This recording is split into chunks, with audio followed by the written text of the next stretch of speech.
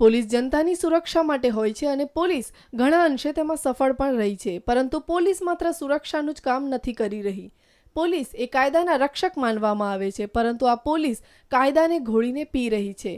પોલીસની રહેમ નજર હેઠળ શહેરમાં તમામ ગોરખધંધા ચાલી રહ્યા છે અને આ ગોરખધંધા ચલાવવા માટે બુટલેગર કે આરોપીની મુલાકાત પીઆઈ સુધી કરાવી ફરિયાદને રફે દફે કરવી હોય કે પછી પોલીસ સ્ટેશનની હદમાં જે પણ ગોરખધંધા ચલાવવા માટે પીઆઈ સાથે સાંઠગાંઠ કરવી હોય, આ માટે મુખ્ય ભૂમિકા ભજવે છે વહીવટદાર.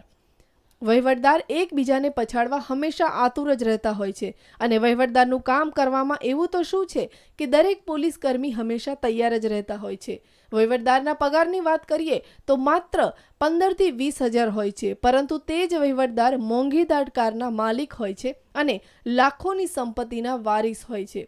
કોઈપણ પોલીસ સ્ટેશનના વિસ્તારમાં જેટલો રૂઆબ પીઆઈનો નથી હોતો, એટલો રૂઆબ આ વહીવટદારનો હોય છે.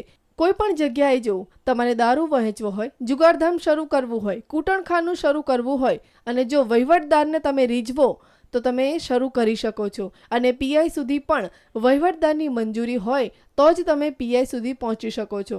અમદાવાદમાં જ્યારે લઠ્ઠાકાંડ થયો તેમાં પણ મુખ્ય ભૂમિકા આ વહીવટદારની જ માનવામાં આવે છે.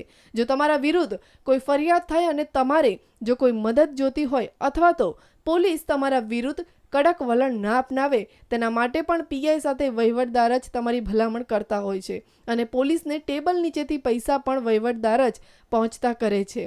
અમદાવાદમાં વહીવટદારની વાત કરીએ તો આ વહીવટદારનો પગાર 15 થી 20 હજાર જેટલો જ હોય છે, પરંતુ તેના ઠાઠ તો જુઓ, તમારી આંખ અંજાઈ જશે.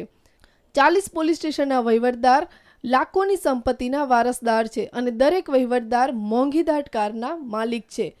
કોઈ પણ વિસ્તારનું પોલીસ સ્ટેશન હોય અને કોઈ પણ કડક પોલીસ અધિકારી હોય, પણ દરેક વિસ્તારમાં અને દરેક પોલીસ સ્ટેશનમાં રૂઆબ અને રાજ તો વહીવટદારનું જ હોય છે. Bureau report, news online, Ahmedabad.